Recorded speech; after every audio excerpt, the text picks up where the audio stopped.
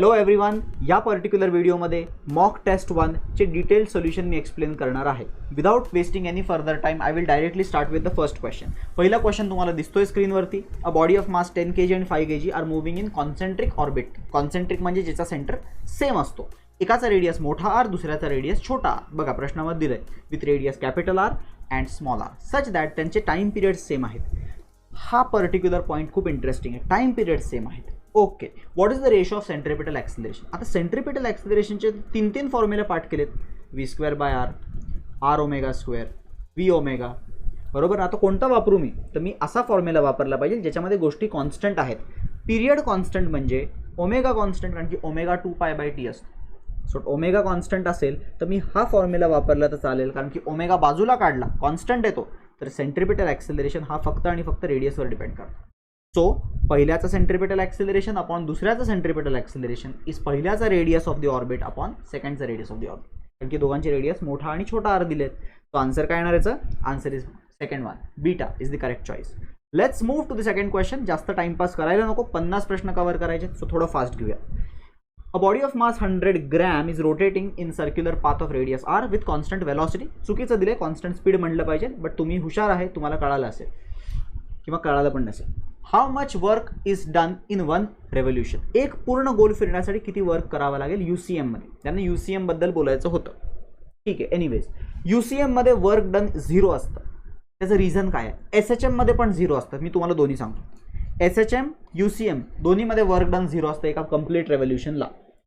SHM मध्ये reason असतं displacement 0 होऊन जातं अख्खं एक रेव्होल्युशन झालं, अख्खं एक ऑसिलेशन झालं. आणि UCM मध्ये मात्र वर्क डन हे 0च राहतं, पॉईंट टू पॉईंट 0 राहतं. म्हणजे इथून इथं गेला तरी वर्क डन 0, कारण की सेंट्रिपिटल फोर्स आणि डिस्प्लेसमेंट हे एकमेकांना परपेंडिक्युलर असतात ना. सो 90 डिग्री अँगलमुळे वर्क डन 0 झालं आहे. इथे डिस्प्लेसमेंट 0 झाल्यामुळे वर्क डन 0 झालं आहे. SHM मध्ये वेगळं रिझन आहे, UCM मध्ये वेगळं रिझन. सो इथे आन्सर काय आहे? एक कंप्लीट चक्कर मारला, work done 0. Displacement and force are perpendicular to each other. मग ते कधी कधी म्हणतील नाही फक्त क्वार्टर रेव्होल्युशन केलं तरी वर्क डन 0, नाही मग अर्ध रेव्होल्युशन तरी वर्क डन 0. CETला प्रश्न आलाय की 2/3 रेव्होल्युशन केलं, किती 2/3, आन्सर वॉज स्टील 0. CETचाच प्रश्न. ठीक आहे. Next question. असले इझी क्वेश्चन तर तुम्ही पटपट उडवून टाकले असतील. थर्ड प्रश्न, radius of gyration of cylinder. सिलेंडरचा रेडियस ऑफ गायरेशन, सिलेंडरचा फॉर्म्युला ½ mr². कुठल्याही मोमेंट ऑफ इनर्शिया माहीत असेल त्याचा रेडियस ऑफ गायरेशन कसा काढायचा, मास त्याच्यातनं गायब करायचा आणि स्क्वेअर रूट घ्यायचा. तसं घेतल्याने आन्सर येतं डेल्टा. ठीक आहे. नसेल कळालं तर परत रिवाइंड करून बघा, खूप सिंपल क्वेश्चन होतं. Let's move to the next question. Ring of mass M and radius R. ठीक आहे. Ring of mass M and radius R is melted and moulded into a sphere. आता या छोट्याशा thin रिंगला जर तुम्ही mould केलं एका स्फिअरमध्ये, तो स्फिअर खूप छोटूसा बनेल. तर मोमेंट ऑफ इनर्शिया स्फिअरचा काय असेल? तुम्हाला आधीच माहिती आहे की ring has got the maximum moment of inertia, कारण की मास डिस्ट्रीब्युशन मॅक्सिमम असतं. स्फिअर म्हणजे सगळं मास डिस्ट्रीब्युशन कॉन्सन्ट्रेट होऊन जातं सॉलिड स्फिअर म्हणजे. देअरफॉर ऑब्व्हियसली सॉलिड स्फिअरचा मोमेंट ऑफ इनर्शिया कमी असेल. मोमेंट ऑफ इनर्शिया वाढतो ज्यावेळेस डिस्ट्रीब्युशन ऑफ मास वाढतं. रिंगमध्ये मोमेंट ऑफ इनर्शिया जास्त आहे, स्फिअरमध्ये कमी आहे. So answer is less than that of ring. Answer is A. Let's move to the next one. Question number 5. A wire, uniform wire, from uniform wire, 2 circular loops are made, P आणि Q. P चा radius R, Q चा radius NR. ह्याचा अर्थ एक छोटी ring बनवली आहे, ठीक आहे, आणि एक मोठी रिंग बनवली आहे. मोठ्या रिंगचा रेडियस किती आहे? N टाइम्स आहे, N टाइम्स. म्हणजे हा 5 टाइम्स. आता मग एकाचा रेडियस R तर दुसऱ्याचा 5R, असं N टाइम्स आहे. माहीत नाही N काय, तोच काढायचा आहे. आणि ते म्हणतात की मोमेंट ऑफ इनर्शिया दुसऱ्या रिंगचा पहिल्या रिंगच्या कंपॅरिझनमध्ये 8 टाइम्स आहे. 8 टाइम्स दॅट ऑफ P. 8 पट आहे मोमेंट ऑफ इनर्शिया. ठीक आहे. तर तुम्हाला विचारले तो N काय असला पाहिजे. आता थोडासा कॉमन सेन्स आहे. मोमेंट ऑफ इनर्शियाचे फॉर्म्युले काय असतात? मास इंटू रेडियस स्क्वेअर, कारण की रिंग आहे त्यांचा perpendicular axis about mass into radius square. But since 2 ring आहेत, मला थोडे नोटेशन्स वेगळे वापरावे लागतील. MQRQ, MPRP.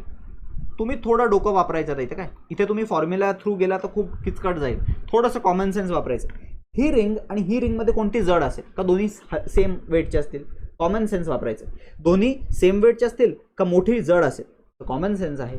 एका वायरपासून मी जेव्हा मोठी रिंग बनवली तर मी जास्त पोर्शन ऑफ वायर वापरला असेल, आणि छोटी रिंग बनवली तेव्हा छोटासा पोर्शन वापरला.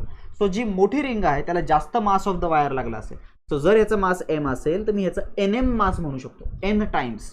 कारण की मला n टाइम जास्त वायर लागणार आहे. सो मास ऑफ क्यू काय म्हणता येईल मला, इथे लिहितो बघा, मी वेगळ्या कलरने लिहितो. मास ऑफ क्यूला मी असं लिहू शकतो n times mass of the first wire, n times m, आणि दुसऱ्याचं मास, पहिल्या वाल्याचं मास फक्त mच असेल, बरोबर. क्यूचं मास nm असेल, पहिल्याचं मास m असेल, कॉमन सेन्स.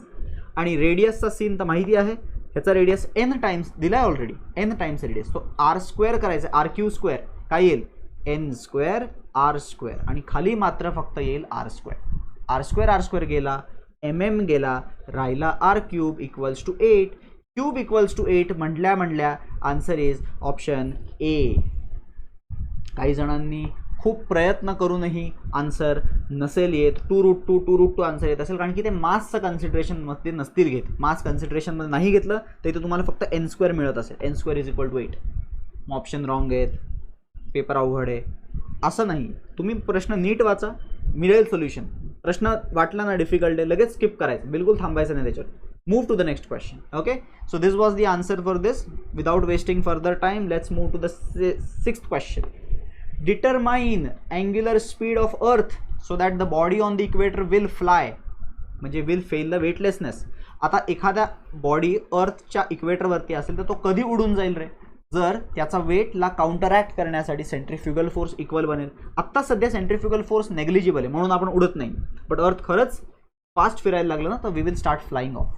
आणि तुम्हाला माहिती पाहिजे it should rotate at the speed. आता मला माहिती आहे आन्सर, बट मी तुम्हाला प्रूव्ह करून दाखवणार आहे. असं कसं, centrifugal force mr omega square is equal to mg, mm cancel, omega should be what √g/r.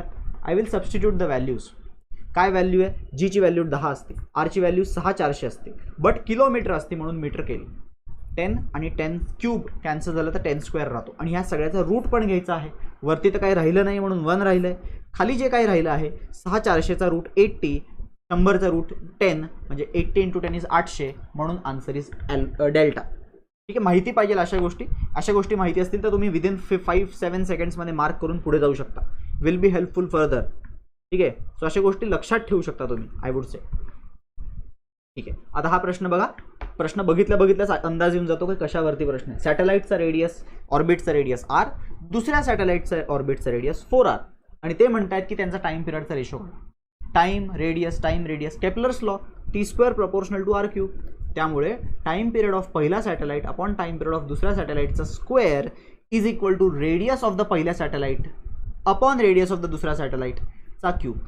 R गेला, 1/4चा क्यूब असतो 1/64, आणि नंतर स्क्वेअर रूट घ्यावे लागतील, तर t1/t2 मिळेल, तर t1/t2 1/8 मिळेल. Answer is 1/, the ratio of the respective period. मग t2/t1 का नाही घ्यायचं सर, कारण की तर क्लिअरली सांगितलं आहे ऑर्डरमध्ये, ज्या ऑर्डरमध्ये त्यांनी दिले त्याच ऑर्डरमध्ये आपण काही दिलं नाही म्हणून एक्सपेक्ट करतो. t1/t2 एक्सपेक्ट केला आहे. Let's move to the next question. बघा किती पटपट संपतात प्रश्न. मला असं वाटतं की एवढा सोपा पेपर बनवला काय मी. A wire of length L radius r is fixed between rigidly fixed at one end. Okay, one end ला rigidly fixed. ठीक आहे, चित्र ड्रॉ करू, फील येईल. एक wire, radius r, length L, एका ठिकाणून रिजिडली लावली आणि फोर्स F लावलाय. ठीक आहे, आणि त्याची लेंथ इन्क्रीज झाली छोट्या L नी. आता सीन बघा चेंज होतोय. If another wire of length double आहे, आता डबल मी ड्रॉ नाही करत बसेल, खाली निघून जाईल, ते दिसणार नाही. इथे रेडियस 2r आणि म्हणे स्ट्रेच्ड बाय डबल फोर्स, तर त्याचं इलॉंगेशन काय होणार आहे. अरे इलॉंगेशनचा फॉर्म्युला माहिती पाहिजे, यंग्स मॉड्युलसचा तरी माहिती आहे का. F/A, छोटा l अपॉन मोठा l. So what is the formula of छोटा l. छोटा l means elongation, if it goes up it becomes FL/AY. अच्छा, याला केलं त्यांनी डबल, बघा एफचं 2F केलं, ठीक, याला डबल केलं, ठीक आहे, म्हणून वरती न्यूमरेटरमध्ये 2चा फॅक्टर आला. लेंथला केलं डबल, ठीक आहे, लेंथला पण डबल केलं, इथे पण न्यूमरेटरमध्ये 2चा फॅक्टर आला. रेडियसला पण डबल केलं, बट इथे सीन आहे, रेडियसला डबल केलं तर डिनॉमिनेटरमध्ये एरिया आहे जो रेडियसचा स्क्वेअर आहे, त्यामुळे तो 4 टाइम्स होणार, आणि वरचा 4 खालच्या 4ला कॅन्सल करेल. सो कुठल्याही प्रकारची इलॉंगेशनमध्ये इन्क्रीज होणार नाही आहे, इन्क्रीज इन द लेंथ तेवढीच राहणार आहे. आन्सर आहे 3, म्हणजे C. Answer is theta. Third one. 8 झाला. Let's move to the next one. बघा तुम्हाला नसेल समजलं तर एकदा परत बघा रिवाइंड करून, परत एकदा तसाच दिसणारा प्रश्न दिसतोय मला. L is the length of the wire, A is the area, increase in the length is L, F. ठीक आहे, find the correct statement. Increase in the length is proportional to Young's modulus. आत्ताच आपण लिहिलेला formula एकदा परत विचारलाय, FL upon AY. ठीक आहे, ते काय म्हणतात, इन्क्रीज इन लेंथ, कुठे गेली, increase in length is directly proportional to Young's modulus. Increase in length is inversely proportional to L. Increase in length is proportional to area. Increase in length is inversely proportional to area.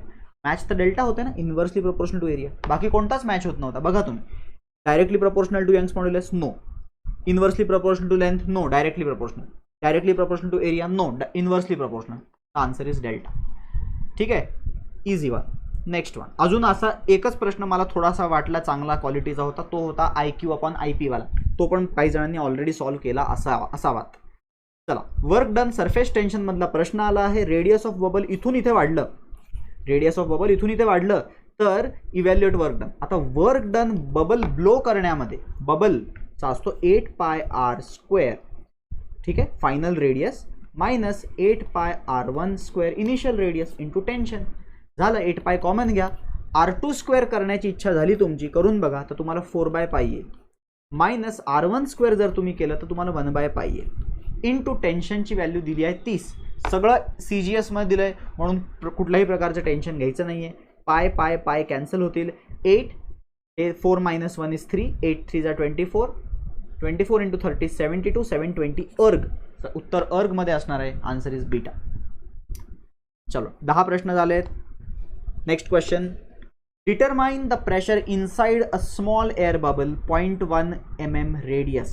आतमधला pressure, excess pressure नाही, आतमधला pressure विचारलं. ठीक आहे, तर तुम्हाला माहिती आहे एक्सेस प्रेशरचा फॉर्म्युला असतो, बबल आहे एअर बबल. अच्छा, एअर बबल काय असतं? एअर बबल, एअर बबल म्हणजे असा बबल जो लिक्विडच्या आतमध्ये असतो, आणि लिक्विडच्या आतमधल्या बबलला एअर बबल म्हणतो. जो बबलचा एक्सेस प्रेशरचा फॉर्म्युला 4T/R ने 2T/R असतो. काही जणांनी मिस्टेक केली असेल. 4T/R ने 2T/R असतो, कारण की त्याला एकच इनर सरफेस असतो, there is no outer surface. ठीक आहे, बाहेर तर पाणी असतं. सो त्याच्याने आपण एक्सेस प्रेशर काढू शकतो. Let's find 2 into 70 into 10⁻³ upon 0.1 mm म्हणजे 10⁻⁴. हे तुम्हाला समजलं का? 0.1 mm म्हणजे 10⁻⁴. का तर मिलीचा -3 आणि हा 0.1चा -1 -4. हा -4 वरती गेला तर +4 होणार आणि तो त्याला 10⁻1 करून टाकणार. याचं उत्तर असं येणार आहे 2 into 70 140 into 10 is 1400. Excess pressure 1400 म्हणजे बाहेरचा प्रेशर जेवढं काही आहे या प्रेशरमध्ये 1400 ॲड करावं लागेल. आता काही दिग्गज लेजंड्स ना हे ॲड करताना खूप मोठा प्रॉब्लेम होणार आहे. तुम्ही ॲड करायला गेला जर काही तर काही असतील असे की जे ॲड नाही करू शकणार. तर मी तुम्हाला सांगतो ह्याला ॲड करताना काय करावं लागतं. 10 to the power सेम करा एकतर, किंवा 10 to the power काढून टाका. इथे मी 10 to the power काढून टाकतो तर काय बनणार आहे? It will become 1. अरे कलर चांगला आहे ना. 1 अजून पण येल्लो. 1 0 1 3 0 0. हा झाला प्रेशर ऑफ ॲटमॉस्फिअर. 10⁵ त्याला देऊन टाकला आणि त्याच्यामध्ये 1400 ॲड करायचं. काय येतं उत्तर? 102700. 102700ला जर काही मी व्यवस्थित लिहिलं तर आन्सर येणार आहे beta. Question was not difficult. Question थोडासा लेंदी होता, सॉल्विंग करावा लागणार होतं. ॲक्च्युली हे 1400 बघून सुचलं पाहिजे होतं, पण ठीक आहे. आता मी असं म्हणत नाही की तुम्हाला सगळे क्वेश्चन लगेच सुचतीलच. काही गोष्टी तुम्हाला व्यवस्थित सॉल्व्ह करायच्या पण आहेत. CETमध्ये टाईम आहे तेवढा आपल्याकडे. ठीक आहे, let's move to the next question guys. सगळ्यांना समजतं इथपर्यंत होपफुली. 12 हा एक चांगला प्रश्न दिसतोय. ओके, हा खूप चांगला प्रश्न दिसतोय. एक नाही, खूपच चांगला प्रश्न दिसतोय. Temperature of a body is increased by 50%. तर हीट एमिटेड किती % इन्क्रीज होणार आहे? तर आपल्याला स्टीफन्स लॉनी सांगून ठेवले की जर पर्सेंटेज इन्क्रीज दिला असेल तर काय करायचं. बघा इथे मी समजा 50 नाही 2% दिलं असतं तर मी काय केलं असतं सांगतो मी तुम्हाला. 2% असताना मी असं म्हटलं असतं percentage increase in E, percentage change in E is equal to 4 times percentage change in T. एरर्सवाला आपला error in E is equal to 4 times error in T. 11वीतला मेजरमेंटचा कॉन्सेप्ट तो वापरला असता आणि 2% चेंज झाले म्हणजे 8% उत्तर देऊन मोकळं झालं असतो. बट ते इथं नाही करता येणार. इथे तुम्ही करायला गेलं तुम्हाला 200 आन्सर येईल, जे चुकीचं आहे. कारण की हा पर्सेंटेजवाला सीन फक्त 10% पर्यंत व्हॅलिड असतो. मी तर म्हणतो 6-7% पर्यंतच व्हॅलिड राहू द्या, त्याच्यानंतर एरर वाढायला लागतो. So 50% is a large number. So त्यावेळेस तुम्ही काय करा, तुम्ही प्रपोर्शन वापरा. प्रपोर्शन वापरा म्हणजे काय, E प्रपोर्शनल टू T आहे, so E2 by E1 is equal to T2 by T1 raise to 4. Okay sorry, तर रेज टू 4 राहिलं. आणि कधी पण पर्सेंटेजचा प्रश्न आला तर ओरिजिनल दोन्ही 100 घेऊन टाका, दोन्हीकडे 100 घेऊन टाका, म्हणजे ओरिजिनल E पण 100 होता, ओरिजिनल टेम्परेचर पण 100 होता. आता 50% टेम्परेचरला वाढवलंय म्हणजे तो 150 झाला. ओके, तर हा किती झाला E2 तो आपल्याला काढायचा. E2 किती झाला तो काढायचा. Let's try. 15चा स्क्वेअर, आधी तर 15/10ला मी 1.5 लिहितो, 1.5चा स्क्वेअर म्हणजे रेज टू 4 झाला तो. आधी स्क्वेअर करतो मी त्याचा, आधी स्क्वेअर 2.25 होईल आणि मग नंतर स्क्वेअर करावा लागेल. आणि 2.25चा स्क्वेअर रफली किती जाईल रे, 2.25चा स्क्वेअर केल्यानंतर काय तुम्ही, तर हा रफली 5च्या जवळपास जातो. 5 तुम्ही करून बघा सॉल्व, 5च्या जवळपास जातो, सो तो 5 होतो. आणि हा 100 पलीकडे मल्टीप्लाई केला, if I multiply that 100 on the other side I will get E2 is equal to 500. इसका मतलब original was 100, now energy becomes 500. किती पर्सेंटेज इंक्रीज विचारलंय फक्त, 400% इंक्रीज आहे. 400 is the answer. Many students have written C, but C was wrong. कळतंय का, मोठे percentage असतील तर you cannot do that approximations. Okay, so now this one is another easy question. प्रेशरचा formula माहिती आहे आपल्याला, 1/3 rho C square, 1/3 is 1/3, rho is 9 दिसतोय मला, तो 8.99 9 लिहून टाकलं, इंटू V स्क्वेअर 18.4चा स्क्वेअर. काय करावं लागेल, 18.4चा स्क्वेअर आणि 2 0 जे शिफ्ट केले त्याचा 10⁴. मुद्दामून असं केलं आहे मी कारण की मला माहिती आहे 18चा स्क्वेअर काय असतो 324, आणि पॉईंटच्यामुळे तो 330 340 काहीतरी होऊन जाईल. ठीक आहे, त्याला मी 330 करून टाकतो. 324 तर 18चा स्क्वेअर आहे, उरलेल्या वरच्याचा पॉईंट स्क्वेअर 333 वगैरे करून टाकतो, 333. ठीक आहे, अप्रॉक्सिमेशन काय. आणि हा 10⁴ आणि 10⁻²चं काय होईल, 10⁵2 होईल. ठीक आहे, आणि हा 3 राहिला आहे मग अशी 9/3चा, so that is 3. 3 into 333 is 999 which is 1000. काय 1000 इंटू 10⁻² म्हणजे 10⁵5 झाला तो, आणि 10⁵5 म्हणजे ऑप्शन इज बीटा. कळतंय का. अर्ध्या गोष्टी बाउन्सर जात असतील तर तुम्ही परत मागे जाऊन बघा. प्रश्न इझी आहे, प्रश्नामध्ये डिफिकल्टी नाही आहे, फक्त under pressure under clock perform करताना थोडं प्रेशर येतं, नक्कीच येतं. आय कॅन अंडरस्टँड इट, त्यामुळेच क्वेश्चन चुकतात. चला 14. हा पण एक अतिशय सोपा प्रश्न. CV आणि CP 6/7 0.67 हा 2/3 असतो. हे तुम्हाला माहीत होतं का, माहीत पाहिजे. 0.67 2/3 असतो, बघितल्या 0.33 1/3 असतो, 0.125 1/8 असतो, 0.25 1/4 असतो. सो असे काही पॉईंट्समधले डेसिमल लक्षात ठेवले तर it will help you. So CV becomes 3/2 times R. अरे हा तर बघितल्यासारखं आहे. CP minus CV is R, CP is equal to 5/2 R. 5/2 R म्हणजे गामा इज 5/2 5/3. 5/3 म्हणजे इट इज मोनो ॲटॉमिक. कळालं का, बघितल्या तुम्हाला समजेल. वन्स यू सी CV, एकदा CV मिळाला की CP काढायचं, गॅमा काढायचं, गॅमा काढून आपण मोनो डाय ट्राय पॉली सांगू शकतो. इथे होता मोनो.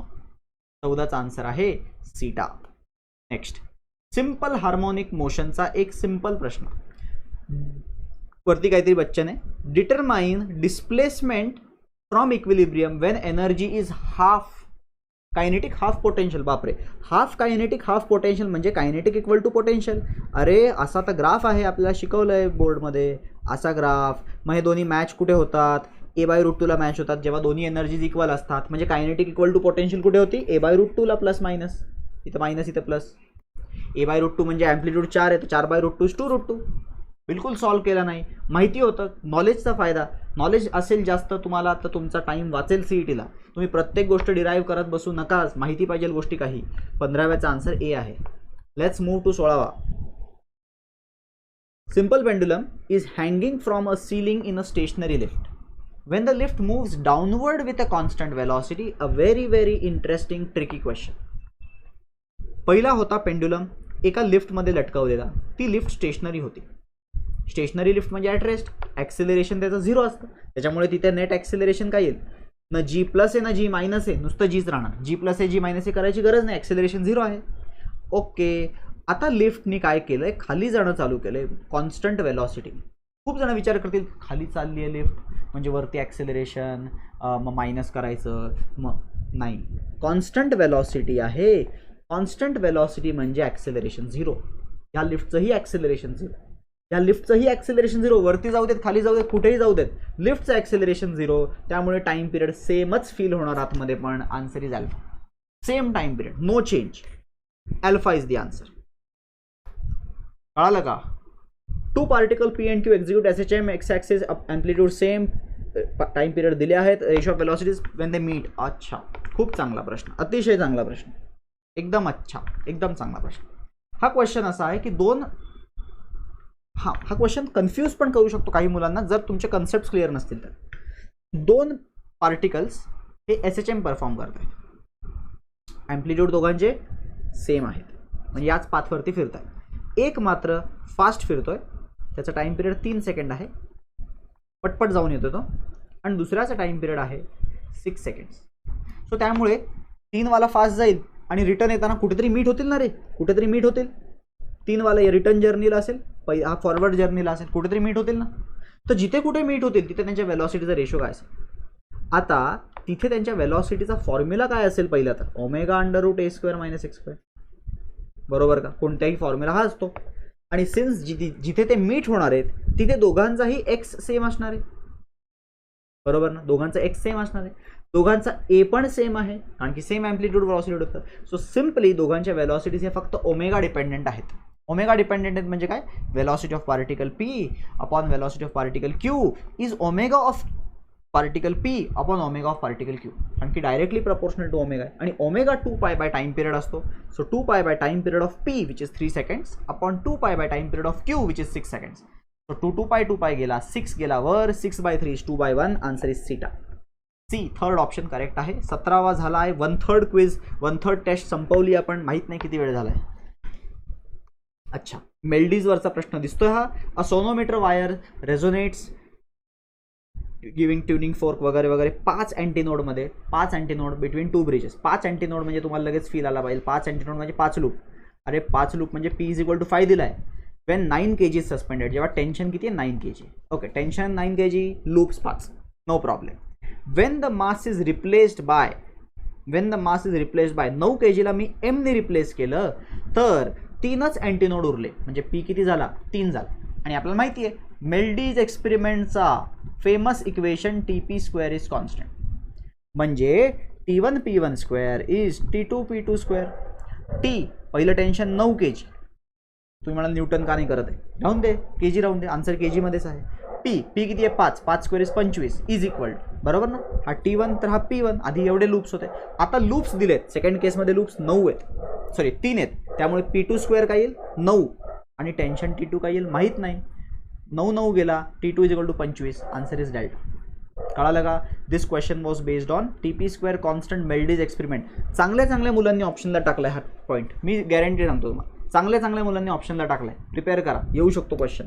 हा सोपा होता, उद्या अवघड येईल सीईटीला, ठीक आहे? So if you are scoring 170 180 plus, don't waste this type of questions. Okay, prepare it. Time आहे, 15 दिवस आहेत अजून, प्रॉपरली प्रिपेअर करा.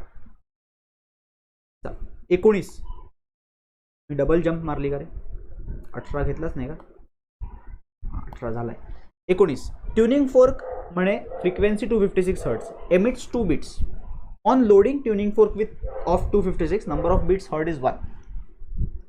अच्छा, प्रश्न नीट वाचावा लागेल.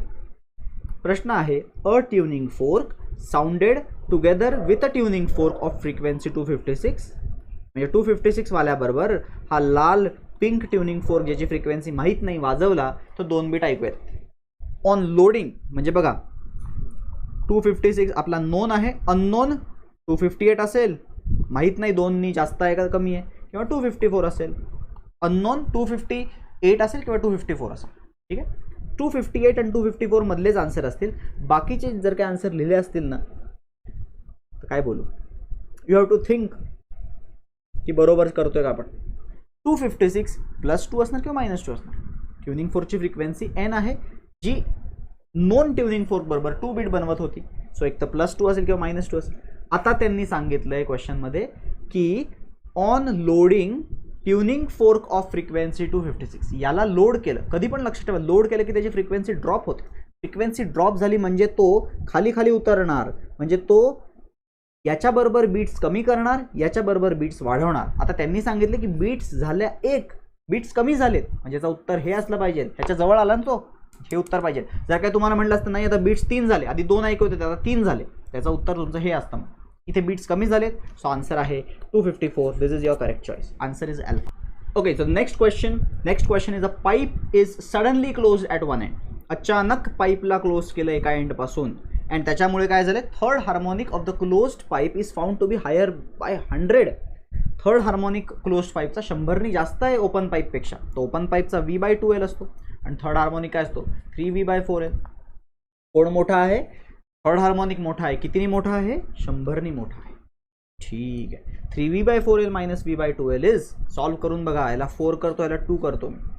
V/4L is equal to 100, so V/2L is equal to 200. मी V/2L साईडला का काढलं, कारण की विचारले find the fundamental frequency of open pipe. Open पाईपची फंडामेंटल फ्रिक्वेन्सी 200 आहे. Answer is alpha for this question. आपण एकदा बघून घेऊ आन्सर अल्फाच आहे का. ठीक आहे, याचा आन्सर 1 आहे, दॅट इज अल्फा करेक्ट. ठीक आहे, let's move to the next question. A sound source is moving with the speed of 50 towards the observer. Observer measures frequency of the source as 1000. Find the apparent frequency while going away. लांब जाताना किती. आता बघा तुम्हाला माहिती पाहिजे. Velocity when the source is incoming.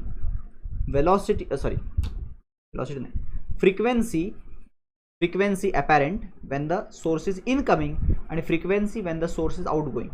Outgoing म्हणजे लांब चालला आपल्यापासून सोर्स. काय ऑब्झर्वर तर रेस्टला आहे, स्टेशनरी ऑब्झर्वर आहे, त्यामुळे ऑब्झर्वरचा काही सीनच नाही इथे, फक्त सोर्सचा सीन आहे. जवळ येताना मायनस करावं लागतं आणि लांब जाताना खाली प्लस करावं लागतं. बरोबर, मी डिवाइड केलं ना दोघांना, तर मला असं मिळेल इनकमिंगची फ्रिक्वेन्सी जी 1000 दिली आहे, इनकमिंगची 1000 दिली आहे आणि आउटगोईंगची किती आहे ती विचारली, लांब जाताना किती, इज इक्वल टू हे सगळं कॅन्सल होईल, VN कॅन्सल होईल, N plus NS upon N नाही आहे, V प्लस VS, N कुठून आला, V plus VS upon V minus VS असं येईल. बरोबर, आणि आता ह्याला सॉल्व करायचं. तुम्हाला सांगितलं 50 मीटर पर सेकंड आहे आणि साऊंडची स्पीड 350 आहे, सो प्लस केलं तर मला 350 प्लस 50 400 होईल आणि खाली 300 होईल. सो 0 0 कॅन्सल होतील, क्रॉस मल्टिप्लाय केलं तर 750 आन्सर येईल. If you solve it properly 750 is the answer. हा सॉल्व कसा करायचा होता एकदा परत सांगतोय मी. वेलॉसिटी अपॅरेंट फ्रिक्वेन्सीचा फॉर्म्युला असा आहे, V/V minus VS into N. जर स्टेशनरी ऑब्झर्वरला सोर्स जवळ येतोय आणि स्टेशनरी ऑब्झर्वरला सोर्स लांब चालला असेल तर हाच फॉर्म्युलामध्ये खाली फक्त प्लस येतो. तुम्हाला त्यांनी या दोन्ही केसेसमध्ये एक फ्रिक्वेन्सी दिली आहे, एक विचारली. ठीक आहे, सो आन्सर येईल तुमचं. चला बघूयात पुढचा प्रश्न काय. क्वेश्चन पुढचा आहे, energy stored in the capacitor. बापरे, C दिलाय, Q दिलाय. I will go with the formula half CV² नाही वापरणार, हाफ QV नाही वापरणार, Q²/2C येस वापरणार, कारण की दिलं काय C आणि Q दिलंय, चार्ज आणि कॅपॅसिटन्स दिलाय. So I should use that formula जो मला माहिती आहे. चला, हा क्वेश्चन डिफिकल्ट नव्हता बट प्रॉब्ली युनिटमुळे डिफिकल्ट वाटला असेल तुम्हाला. Q²/2C करून बघूयात. Q² 40² 1600, मायक्रो 10⁻⁻12 मायक्रो ना, मायक्रो कुलम आहे, त्याचा स्क्वेअर पण करावा लागेल. So 10⁻⁻6 into 10⁻⁻6 upon 2C. 2C किती आहे 10 मायक्रो म्हणजे 10⁻⁻6. 10⁻⁻6 10⁻⁻6 कॅन्सल झाला तर 10⁻⁻6 राहील. एक 0 इथं गेला. 160 अपॉन 2 असतो 80. 80 into 10⁻⁻6 joule is the answer. But आपल्याला उत्तर अर्गमध्ये पाहिजे. अर्गमध्ये कसं कन्वर्ट करणार, मी याला 800 लिहितो. सो हा 10⁻⁻7 जूल बनेल आणि 10⁻⁻7 जूल हा अर्ग असतो. काय असतो अर्ग. Answer is beta. 800 अर्ग. Answer is beta. खूप दिल्ली बहुत दूर आहे, खूप राहिलेत. ओके, हा प्रश्न टेक्स्टबुक मधला आहे. हे दोन्ही पॅरलल मध्ये जोडले आहेत. ह्यांचा आन्सर तुम्हाला माहिती पाहिजे. K1 K2/2 असतो. इफेक्टिव्ह कॅपॅसिटन्स A ε0/D असा आन्सर असतं. तर हा मी सॉल्व नाही करत बसणार. This is the unsolved example from the textbook. बघून घ्या एकदा. ठीक आहे, ह्याचा आन्सर जे येणार आहे that is answer theta. Third one. Next, 2 resistances are connected in 2 gaps. बर, the null point, the 2 resistances are connected in 2 gaps. Balance point is 20 cm from the 0. म्हणजे 2 गॅप मध्ये 2 रेजिस्टर्स कनेक्टेड आहेत. ठीक आहे, R1 R2 म्हणू आपण त्याला. R1 R2 आणि ते म्हणते balancing point 20 from the left 80 from the right झाला तो. रेझिस्टन्स ऑफ 50 ओहम म्हणजे ह्याच्यामुळे मला इक्वेशन मिळणार आहे. ठीक आहे, 15 ohm is connected in series with the smaller of the two. छोटा ऑब्व्हियसली लेफ्टवाला छोटा आहे, लेफ्टवाला छोटा असल्यामुळे R1 + 15 होईल, तो हा R2च राहील. आता नल पॉईंट झाला 40-60, नल पॉईंट शिफ्ट टू 40, म्हणजे आता नल पॉईंट कुठे शिफ्ट झाला 40-60ला. सो दोन इक्वेशन दोन अननोन्स आहेत. ठीक आहे, सो मी सॉल्व्ह करतो. R1/20 is R2/80. हे सॉल्व्ह केलं तर R1 is equal to R2/4, R2 is equal to 4R1, R2 is equal to 4R1. इकडे काय येईल, R1 + 15/40 is equal to R2/60. But what is R2? R2 is 4R1, 4R1, 415 जा R1, cross multiply करून solve होणार आहे. 5च्या टेबलमध्ये 8 जा, 5 3 जा, क्रॉस मल्टिप्लाय करा, क्रॉस मल्टिप्लाय केलं 3R1 + 45 is equal to 8R1. So 5R1 is equal to 45, R1 is equal to 9, R1 is equal to 9. Proper solving required आहे. Question was not difficult, the only thing was question थोडा लेंदी होता. दोन cases दिलेले. पहिल्या केसमध्ये left राईटला लावलेलं, balancing point दिलेला, त्यामुळे मला R1 R2 मध्ये रिलेशन मिळालं, बरोबर ना. 20-80चं होतं ना, सो R1 R2 मध्ये रिलेशन मिळालं. R1/20 is R2/80. ह्याच्यातनं मी रिलेशन काढलं आणि मग नंतर हे रिलेशन वापरून मी सेकंड केसमध्ये resistance 15 ohm is connected to in series with a smaller. Obviously ज्याचा बॅलन्सिंग लेंथ कमी तो स्मॉलर असतो, R1 छोटा आहे. सो R1 बरोबर 15 जोडला, R2 तसाच ठेवला, तर आता बॅलन्सिंग 40-60ला आहे. आता परत इक्वेशन बनेल तुमचं ह्याच्यानं, हे आणि इक्वल टू हे करून हे दोन्ही इक्वेशन सायमल्टेनियसली सॉल्व्ह करा, आन्सर येईल बीटा. एकदा चेक करून घेऊ बघा, असे क्वेश्चन्स मी चेक करतो, असं नको रॉंग सोल्युशन. येस बरोबर आहे, answer is 2. Next question. Okay, next question काय आहे पहा. A voltmeter of resistance 1000 ohm gives the full scale deflection IG दिला आहे. किती शंट लावला पाहिजे की I1 बनेल. सो तुम्हाला इथं पहिला N काढायचा. N काय असतो, I/IG. इथे क्लिअरली दिसतंय 1 एम्पियर म्हणजे 1000 milli ampere upon 100 milli ampere. N ची व्हॅल्यू 10. शंट किती लावावं लागणार, G/N-1. शॉर्टकट फॉर्म्युले रटून ठेवलेत आपण, 1000 अपॉन 9. उत्तर इज 111. उत्तर is 111. Answer is alpha. Check करूयात quickly. Answer is 1. That's correct. Let's move to the next question. A coil of radius R carrying current I and the other coil of radius 2R is carrying current 2I. The magnetic field चे ratio काय. अरे magnetic field, अच्छा magnetic फील्डचा रेशोचा formula काय असतो सेंटरच्या, μ0I/2R. ह्याला double करा, ह्याला डबल केला, कॅन्सल होणार ना ते दोन्ही पण. सो सेमच राहणार magnetic fields. So answer is 1:1. So answer should be option A. Let's check it, that is the correct choice. Next question delete करू. आता परत एकदा 11वीतला प्रश्न, मागचा पण 11वीतला होता. आता हा जो आहे हा सॉलिनॉइडचा क्वेश्चन आहे. नाही, हा पण सर्क्युलर कॉइलचा क्वेश्चन आहे. विचारले रेडियस R वरती काय असतो. एक खूप कॉम्प्लेक्स फॉर्म्युला 11वीतला होता, μ0NIA² + A² 3/2 वाला होता ना जो. त्याच्यामध्ये जर काही खूपच लांब डिस्टन्स असेल ना, x खूप लांब असेल, तर ह्याचा सिम्प्लिफाईड व्हर्जन असा बनतो. इथे लिहितो मी μ0NIA² 2x³ म्हणजे एक्सच्या क्यूबला इन्व्हर्सली प्रपोर्शनल आहे, वेर x is this distance.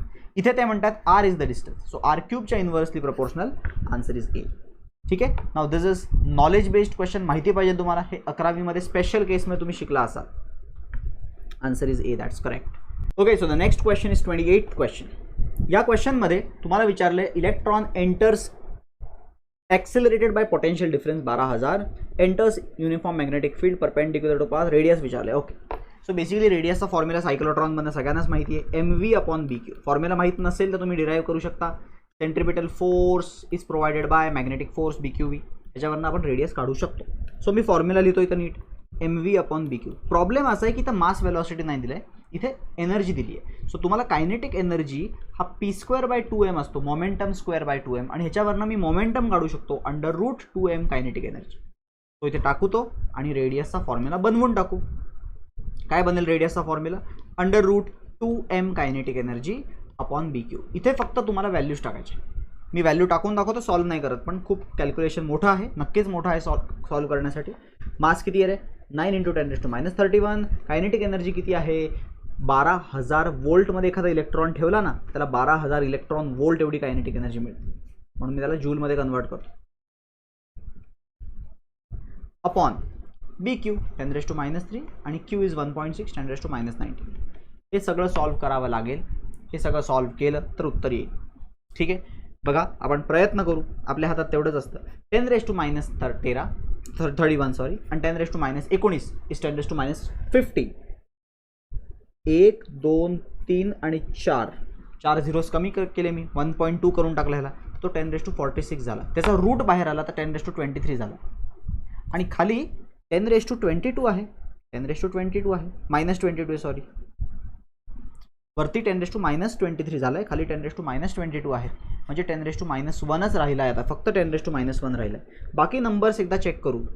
2 × 9 is 18, 18 × 1.2 is रफली 20 आणि इंटू 1.6 इज रफली 30, 32च्या रेंजमध्ये जाईल. 32चा स्क्वेअर रूट जर का तुम्ही काढला रफली तो 6च्या रेंजमध्ये जाईल. 6 आणि 1/1.6 हा रफली 3.8 3.9 जसं आन्सर दिले तसेच आहे. म्हणजे आन्सर 3 पॉईंट समथिंग आणि 10⁻1 पाहिजे.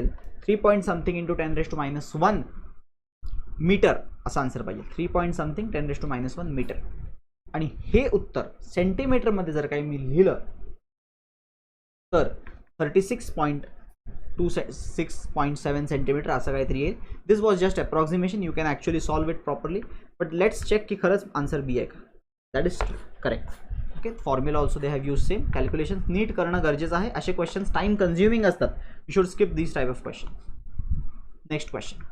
अ सबस्टेन्स 1 ग्रॅम एवढा त्याचा मॅग्नेटिक मोमेंट डेन्सिटी दिली आहे. Intensity of magnetization mz.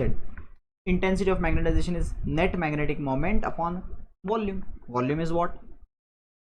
Mass upon volume is density. So it is mass upon mnet upon mass upon density. तो density वर जाईल. टाका व्हॅल्यूज. mnet दिला आहे 6 × 10⁻7. डेन्सिटी दिली आहे 5 CGS units, don't convert it, आणि मास दिला आहे 1. हे सॉल्व केलं तर 30 मध्ये उत्तर येतं आहे 30 × 10⁻6.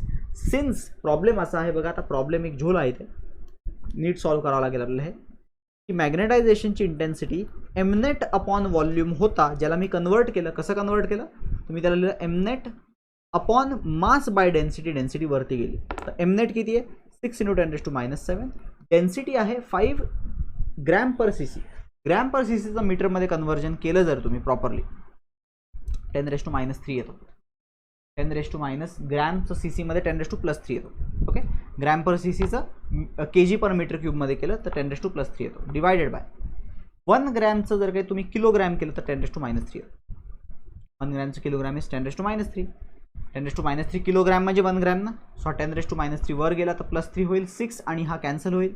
So 30 × 10⁻1 is 3. Answer is C answer is. Okay, ह्याला नीट सॉल्व करण्याची गरज होती. The problem was with the units. So answer C असलं पाहिजे ह्याचं. बघूयात खरंच आन्सर सी आहे का, तर yes C answer is. 30. Why magnetic lines do not intersect. Magnetic lines electric lines intersect होत नाहीत. जर इंटरसेक्ट झाले तर एकाच पॉईंटला 2 टँजंट बनवावे लागतील आणि एकाच पॉईंटला 2 डायरेक्शन ऑफ फील्ड मिळतील. Which is not possible because the point always shows single magnetic field. Answer is delta. ठीक आहे, remember this is very important. It makes one single लाईनच डिरेक्शन देऊ शकते ना, 2 डिरेक्शन कसे देते. Okay, next question was self inductance E = L di/dt. So L = E upon di/dt. E upon di/dt. EMF 20 आहे, di/dt किती आहे तर करंट चेंज 2चा 18 झाला म्हणजे चेंज 16 झाला. किती सेकंडमध्ये 0.05. हा गेला वरती, हा वरती गेल्यावरती काय बनेल 20 × 0.05 जो 1 असतो अपॉन 16 म्हणजे उत्तर आहे 1/16. आता 1/16 हेनरी असं दिसणार नाही तुम्हाला, 1/16 हेनरी असं दिसणार नाही, पण तुम्ही याला इज्जतीत सॉल्व केलं तर 0.0625 हेनरी असं दिसेल. जे = 62.5 मिली हेनरी आहे. आन्सर इज ए. कळालं. थोडे मी फास्ट करतो आता, क्वेश्चन्स खूप इझी आहेत त्यामुळे. ठीक आहे, 31चा answer is A. That's correct. Let's move to the next question. 32nd question. Coil of area, number of turns, revolutions per minute, RPM दिलं, RPS नाही दिलं, आणि हे दिलं मॅक्सिमम EMF विचारलं, पीक EMF NBA हा फॉर्म्युला. नंबर ऑफ टर्न्स किती आहेत 50. मॅग्नेटिक फील्ड किती आहे 0.05. एरिया किती आहे 80 स्क्वेअर सेंटीमीटर म्हणजे 80 × 10⁻4. आणि number of turns RPM omega किती आहे 2π × फ्रिक्वेन्सी 2000 अपॉन 60 RPMचा RPS केलं मी. ठीक आहे, आता हे सॉल्व्ह करूयात. 1 0 इथेच गेला, 1 2 0 याला दिले तर हा 5 होऊन जाईल. तो 50 into 5 into 80 into 10⁻⁻4 into 4 pi upon 6. 4 पायचा 2 आणि 3 झाला हा. ठीक आहे, आता बघा खाली 3 आहे, वरती काय आहे बघा. 50 into 5 is 250, 250 into 2 is 500, 500 into 8 is 500 into 8 40 आणि 500 इंटू 8 केलं जर काय मी तर 500 इंटू 8 इज 4000 आणि 80चा एक 0 आहे. सो 40,000 इंटू 10⁻⁻4 अपॉन 3 आणि पाय आहेच. 10⁻⁻4 या 4 0ला कॅन्सल करेल. 4/3 पाय. Answer is beta. खूप टाइमपास झाला, नीट सॉल्व्ह केलं तर येईल आन्सर पटकन. ओके, मी खूप टाइमपास करत बसलो. Answer is beta. Question number 33. Next question चांगला क्वेश्चन आहे हा. LCR सर्किटमध्ये L, C आणि R प्रत्येकावरती 50 वोल्टचा ड्रॉप आहे. What will be the voltage drop across the LC combination. L आणि Cच्या कॉम्बिनेशनवरचा ड्रॉप विचारला आहे. ठीक आहे, R नाही, L आणि Cच्या. ह्याच्यावरती 50 आहे, ह्याच्यावरती 50 आहे, ह्याच्यावरती 50 आहे. बट तुम्हाला माहिती असेल फेजर डायग्राममध्ये L आणि C कधी पण ऑपोजिट फेजमध्ये असतात. सो ते कॅन्सल होतं आणि इक्वल असेल तर ते कॅन्सल होऊन 0 देतील आपल्याला आन्सर. त्यांच्यावरती कोणताच ड्रॉप होणार नाही. कॉम्बिनेशनवरती इंडिव्हिज्युअली 50-50 आहे, but that will cancel out. So त्याचा आन्सर आहे 0. नेक्स्ट क्वेश्चन, रिफ्रॅक्शन ऑफ लाईटचा question. A vessel of depth 2D half filled with refractive index μ1 आणि half filled with refractive index μ2 D आणि D. तर ॲपॅरेंट depth काय असेल. अरे ॲपॅरेंट डेप्थचा फॉर्म्युला काय आहे, डेप्थ अपॉन रिफ्रॅक्टिव्ह इंडेक्स. तो ह्याची ॲपॅरेंट डेप्थ काढली प्लस ह्याची ॲपॅरेंट डेप्थ काढा. तो D कॉमन घ्या. D कॉमन घेतला तर काय येईल, μ1 D कॉमन घेतला तर हा आन्सर येईल ना. μ1 D कॉमन घेतला तर 1/μ1 प्लस 1/μ2 जे सॉरी हा नाही येणार, हा आन्सर येणार, थर्ड आन्सर येणार. This is wrong. Answer C येणार आहे. D कॉमन घ्यायच्यातनं, D कॉमन घेतल्यावरती 1/μ1 प्लस 1/μ2 असा आन्सर आहे. ठीक आहे, हे क्रॉस मल्टिप्लाय केलं तर काय कसं दिसेल, μ1 प्लस μ2 अपॉन μ1 μ2 असं दिसेल. ठीक आहे, सो आन्सर D नाही C आहे. ठीक आहे, हा क्वेश्चन पण इझी होता. रिफ्रॅक्शनचा क्वेश्चन होता, इझी क्वेश्चन होता. A ray of light is incident on one surface of the prism such that it emerges normally from the other surface. Okay, एका साईडवरून स्मॉल अँगल ऑफ इन्सिडन्स आहे, पलीकडून normal emergence आहे. ठीक आहे, normal emergence असेल तर त्याचा खूप फायदा होतो आपल्याला सॉल्व्ह करताना. नॉर्मल इमर्जन्सचा फायदा शिकून घ्या. काय नॉर्मल इमर्जन्स म्हणजे हा अँगल ऑफ रिफ्रॅक्शन 0 झाला म्हणजे हा 90 डिग्री झाला. इथं इमर्जन्स नॉर्मल असेल तर याचा अर्थ हा I असेल तर हा R असेल तर हा ॲक्च्युली ह्याचा अँगल A तर हा पण A असतो. कळालं का, कारण की हा प्लस हा 90 आणि हा प्लस हा 90, R becomes equal to A. मी स्नेल्स लॉ वापरला तर sine I by sine R, Rच्या जागी कोण A is equal to mu. आणि सिन्स मला माहिती अँगल्स छोटे दिलेत त्यामुळे sine I can be approximated to I by A is equal to mu. So what will be refractive index of the prism, refractive index of what will be the angle of incidence I किती असेल तर हा mu पलीकडे जाईल, mu into A होईल. Answer is option beta. Second answer beta आहे. 35th answer is 2. That's right. Okay, next question आहे ray ऑप्टिक्सचा. क्वेश्चन विचारला आहे डबल कॉन्व्हेक्स लेन्सचा फोकल लेंथ काढा. आपल्याला माहिती आहे फोकल लेंथचा lens makers equation μ-1 1/r1 -1/r2. इथे R1 R2ला साइन सेन्सिटिव्ह असतात. कन्व्हेन्शन चेक करा, पहिला रेडियस पॉझिटिव्ह घ्यायचा, दुसरा निगेटिव्ह घ्यायचा आहे. त्यामुळे 1/40 येणार आहे, -1/40 म्हणजे प्लस 1/40 येणार आहे हा पार्ट. आणि μ-1 काय येणार आहे 1.65 - 1 इज 0.65. हे उत्तर नाही, हे 1/f चं उत्तर. आता हे सॉल्व्ह करू आपण. हे 2/40 म्हणजे 1/20 बनेल. 1 + 1 = 2, 2/40 इज 1/20 इंटू 0.65. आता याला सॉल्व्ह करायचं आपल्याला.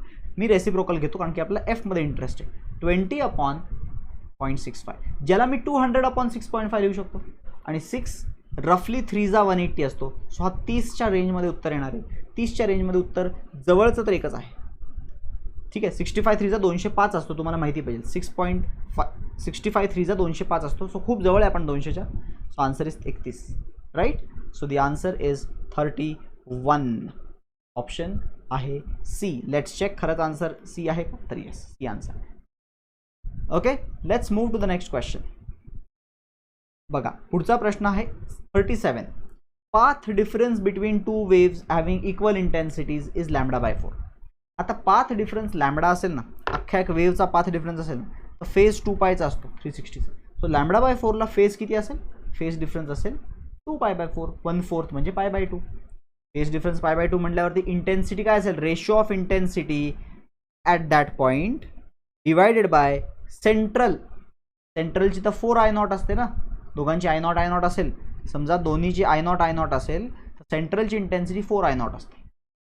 तर या पॉईंटची इंटेन्सिटी काय असेल जिथे फेज डिफरन्स पाय बाय 2. तर वापरा formula 4 I0 cos square phi by 2. 4 I0 cancel, cos square phi by 2 is the answer. cos square phi by 2, phi आहे, पाय बाय 2 90 डिग्री आहे, 90 डिग्रीचा हाफ 45, 45चा स्क्वेअर cos स्क्वेअर 45 1/2, 1/√2चा स्क्वेअर केला. So answer is C. याचा आन्सर C आहे. बघूयात करेक्ट आहे का ते. येस. Question number 38. डॉपलर इफेक्टमध्ये रेड शिफ्ट म्हणजे काय, रेड शिफ्टमध्ये लाईट चालली लांब चालली, रेड शिफ्ट लॉंगर वेवलेंथ. लांब चालली की फ्रिक्वेन्सी कमी होते, वेवलेंथ वाढते. लांब जाणं, फ्रिक्वेन्सी कमी होणं, वेवलेंथ वाढणं, फ्रिक्वेन्सी कमी, वेवलेंथ वाढणं. Answer is delta. Next 39. De Broglie's wavelength is 150 वोल्टला 10⁻⁻10. तर 600 वोल्टला किती. अरे डी ब्रॉग्ली वेवलेंथचा formula 112.27 angstrom unit upon √v आहे. तर याला जर काही 150चं 4 टाइम्स केलं, 150चं 600 केलं म्हणजे 4 टाइम्स केलं तर लॅम्बडा किती होणार. इथे 4चा फॅक्टर बाहेर येईल, रूटच्या बाहेर आला की तो 2चा फॅक्टर बाहेर बनेल. सो लॅम्बडा हाफ होणार आहे. हाफ म्हणजे 10⁻⁻10चं हाफ काय असू शकतं, 10⁻⁻10 म्हणजे 1 अँगस्ट्रॉम युनिट, त्याचं हाफ काय असतं तर हाफ अँगस्ट्रॉम युनिट. ओरली बिलकुल काही फॉर्म्युला नाही वापरला, ओरली सॉल्व्ह केला. कसा केला तर व्होल्टेज 4 पट केला, त्यामुळे डी ब्रॉग्ली वेवलेंथ हाफ झाली. कुठल्या रिलेशनप्रमाणे, या रिलेशनप्रमाणे, आणि सॉल्व्ह केलं. आय होप तुम्हाला कळाला हा प्रश्न. क्वेश्चन 40 आणि याच्यानंतर फक्त 10 प्रश्न राहतात. A light of frequency 4 nu naught threshold frequency आहे, मॅक्सिमम कायनेटिक एनर्जी. अरे सिम्पल क्वेश्चन आहे. असा फॉर्म्युला असतो ना, प्लस के ई मॅक्स. तो के ई मॅक्स काय असणार आहे विचारले तुम्हाला. तो हा आहे 4 टाइम्स दिली आहे. थ्रेशोल्ड किती आहे, न्यू नॉट आहे, सो एच न्यू नॉट असतो. हा पलीकडे गेला तर 4h nu naught minus h nu naught is 3h nu naught. This is the maximum kinetic energy. क्वेश्चनला बिलकुल वेळ लागला नाही आहे. Next question 41. What is the ratio of areas in first excited to the ground state. अरे first excited म्हणजे second orbit असतो आणि एरिया πr स्क्वेअर असतो, r proportional to n square असतो. So area proportional to n⁻⁴ असतो. So second ऑर्बिटचा area upon first ऑर्बिटचा area हा 2⁻⁴ अपॉन 1⁻⁴ म्हणजे 16⁻1 आहे. आन्सर इज सीटा. ठीक आहे, सीटा आन्सर आहे का. Yes, theta answer. Let's move to the next. मी मुद्दामून व्हेरीफाय करतो की काही मी चुकून क्वेश्चन मी रन टाईममध्ये सॉल्व्ह करतो. मी क्वेश्चन्स जेव्हा सिलेक्ट केलेले तेव्हा बघितलेले, नंतर मात्र मी डायरेक्टली आता हे रन टाईममध्ये सॉल्व्ह करत आहे. त्यामुळे मी क्वेश्चनचा आन्सर बघतोय, उगाच चुकीचं सोल्युशन नको द्यायला. ठीक आहे. रेडियस ऑफ ॲल्युमिनियम दिला आहे 3.6 फर्मी. तर ह्याचा काय असेल, radius is proportional to a⁻⁴ बरोबर. सो रेडियस ऑफ तुम्हाला विचारले TE कोणी माहीत नाही, upon radius of aluminium is equal to atomic mass number of AE जो 125 आहे, upon atomic mass number of aluminium जो 27 आहे, ⁻⁴. अरे हे तर परफेक्ट क्यूब दिसत आहेत मला, म्हणून त्यांनी नंबर दिलेत. 5/3 आहे, is equal to okay. Radius of TE माहीत नाही, रेडियस ऑफ ॲल्युमिनियम माहीत आहे 3.6. हा 1 जा, हा 1.2 जा, मल्टिप्लाय केला 6 फर्मी आन्सर आहे. फर्मी म्हणजे 10⁻⁻15 असतं, हे पण माहीत पाहिजे. 42 झाला. आता 8च प्रश्न राहिले. Hydrogen atom is excited from ground state to n is equal to 4. किती जंप पॉसिबल आहेत, किती स्पेक्ट्रल लाईन्स पॉसिबल आहेत. 1 2 3 4 इथे जंप केले काय, तो किती उड्या मारू शकतो वेगवेगळ्या. 1 2 3. ठीक आहे. आता मी ही इथून मोजतो काय, 4 5 ह्या पकडल्या नव्हत्या, आणि मी आता इथून मोजतो.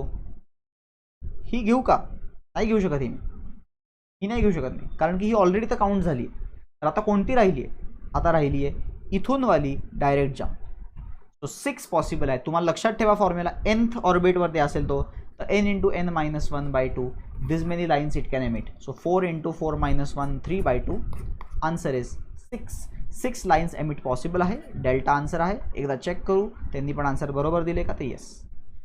Next question. आता खूप कमी राहिले. डोनर इम्प्युरिटी कोणती आहे, अरे सांगा तुम्हीच. Donor which impurity is donor. Donor ती असते जो इलेक्ट्रॉन जास्त देऊ शकतो, तो पेंटावॅलेंट असते. Pentavalent answer is A. बघा पेंटावॅलेंट बरोबर, मी कुठलाही रिस्क घेत नाही आहे. Next question is 45. The following combination of logic gates represent काय. द फॉलोइंग कॉम्बिनेशन काय रिप्रेझेंट करतो. बघा पहिला आहे निगेशन ए, मी तुम्हाला मॅथमॅटिकल लॉजिकने सॉल्व करून दाखवतोय. हा आहे निगेशन बी आणि या दोघांचा ऑर आहे आणि या दोघांचा नॉर आहे. नॉर गेट आहे हा, ऑर नाही आहे, नॉर गेट आहे. सो हा काय होईल, ए अँड बी होईल का नाही, त्याचा आन्सर अँड आहे.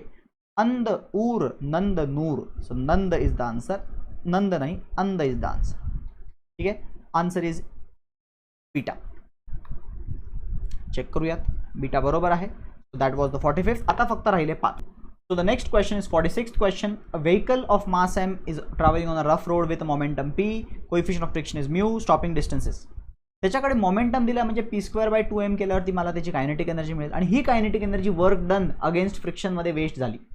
अच्छा, वर्क डन अगेन्स्ट फ्रिक्शन काय असतं, frictional force into displacement. So मला आन्सर मिळालं. डिस्प्लेसमेंट काय मिळणार आहे, p²/2 mu m²g. 2 mu m²g वाला ऑप्शन आहे. बीटा नाही, बीटामध्ये p² नाही आहे, ए आहे अल्फा. बघूयात खरंच आन्सर अल्फा आहे का, अल्फा करेक्ट आन्सर. कळालं का, सिंपल होता question. Work energy theorem lesson number 4 force, जो आपण ऑप्शनला टाकला आहे म्हणून नाही जमला. Next, a ball of mass 10 kg is moving with velocity 10 m/s strikes another ball of mass 5 kg which is moving in the same direction with velocity 4 m/s. Is the collision elastic? What are the velocities after collision? अच्छा, after collision वेलॉसिटीज काय असल्या पाहिजे. इथे मी तुम्हाला एक भयंकर trick सांगणार आहे, खूप भयंकर ट्रिक आहे या प्रश्नासाठी. अरे velocity of approach is equal to velocity of separation पाहिजे ना. रिलेटिव्ह वेलॉसिटी ऑफ अप्रोच किती आहे, रिलेटिव्ह वेलॉसिटी ऑफ अप्रोच 6चा डिफरन्स आहे. तो जातानाही 6चा डिफरन्स पाहिजे. इथे नाही, इथे नाही, इथे नाही, इथे आहे, डिफरन्स 6 आहे. इलास्टिक कोलिजन आहे. Velocity of approach is equal to velocity of separation. एवढंसं वापरून मला उत्तर आलं. Answer is delta. इज्जतीत सॉल्व करायचं म्हणलं तरी सॉल्व करता येऊ शकतं इक्वेशन्स वापरून कोलिजनचे. ओके, सो याचा आन्सर डेल्टा कसं आलं, मी जस्ट चेक केलं. 10 आणि 4 म्हणजे तो रिलेटिव्ह वेलॉसिटी किती झाली 6. येताना जेवढी रिलेटिव्ह वेलॉसिटी तेवढी जाताना असली पाहिजे. सो तेवढीच राहायला पाहिजे आणि एकच ऑप्शन सॅटिस्फाय करतंय. बघूयात खरंच आन्सर ते आहे का, तर येस डेल्टा आहे. त्यांनी तर बघा वाढीव गोष्टी केल्यात, सॉल्व केले. सॉल्व करायची गरज नव्हती. 2 प्रश्न राहिलेत. चला ह्याच्यातला अँगल विचारलाय, सोपा प्रश्न दिसतोय मला. अँगल अँगल अँगल बघूयात जमतोय का. 3 4 5 3² 9 4² 16 5 × -5 -25. याचं उत्तर 0 आहे. Perpendicular vector, answer is delta. खरं डेल्टा आहे का, येस. सो किती सिंपल होता बघा. हा एररचा प्रश्न आहे. वाह, एररचा प्रश्न आहे.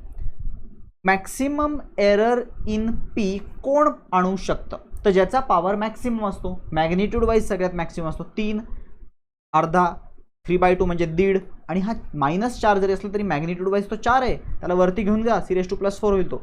सो आन्सर इज 2 म्हणजे सी वाला जो आहे तो. सो 2 आन्सर असलं पाहिजे. बघूयात खरंच आन्सर 2 आहे. Good. And the last question of today's test is ह्याचा आन्सरच आधी बघितलं मी. ठीक, आन्सरच आधी क्लिक करून टाकला आहे, बट सॉल्वेबल क्वेश्चन दिसतोय हा. 40 न्यूटनचा फोर्स लावलाय. 10 kg 6 kg 4 kg. सो पहिलं काय करायचं मी तुम्हाला ट्रिक सांगतो. पहिलं ॲक्सिलरेशन काढायचं. सिस्टमचं ॲक्सिलरेशन किती आहे, total mass upon total force upon total mass म्हणजे 2 आहे. ठीक आहे, 2 ॲक्सिलरेशन आहे. याला पळवायला किती फोर्स लागणार आहे, 10 kg वाल्याला पळवायला 10 × 2 म्हणजे 20चा फोर्स लागला. 40 दिला होता, 20 वापरला गेला म्हणजे इथे 20 राहिला. T2 20 असला पाहिजे, T2 असला पाहिजे 20. तेच विचारलं आपलं टेन्शन. T2 20. समजा T1 विचारलं असतं तर मी काय केलं असतं, आता याला पळवायला 12 लागणार आहे. 6 kgला 2नी पळवायला 12 लागणार आहे. सो 12 पण मायनस केला असता 20मधनं, मग 8 राहिला असता. So T1 8, T2 20, T3 original 40. So answer is 2. Let's check खरंच 2 आहे का, आणि आन्सर इज 3. कुछ तो गडबड है दया. M1 ओके, मी काय गडबड केली आहे बघा, म्हणून मी आन्सर चेक करत होतो. मी M1 M2 M3 लिहिताना उलटे लिहिलेत बघा. T3 40 न्यूटन लावलाय, M1 10 आहे, M2 6 आहे, M3 4 आहे. याचा अर्थ टोटल मास 20 आहे, टोटल फोर्स 40 आहे, ॲक्सिलरेशन 2 आहे. ॲक्सिलरेशन जर 2 असेल तर या 4ला पळवायला किती फोर्स यूज झाला, 4 × 2 8 न्यूटन. 40 दिला होता, 8 वापरला, राहिला फक्त 32. सो इकडचं टेन्शन 32 असलं पाहिजे. म्हणून मी आन्सर चेक करतोय की चुकीचं एक्सप्लेनेशन नको. Answer is C. I hope तुम्हाला कळाले असतील सगळे सोल्युशन्स. थोडं फास्ट झालंय, नाही तर मग खूप मोठं लेक्चर होऊन गेलं असतं. That's why. ठीक आहे. Thanks for watching this video guys. Next टेस्टचं प्रिपरेशन चालू करा एकदम जोरामध्ये. भेटूयात पुढच्या टेस्टला. चलो बाय बाय.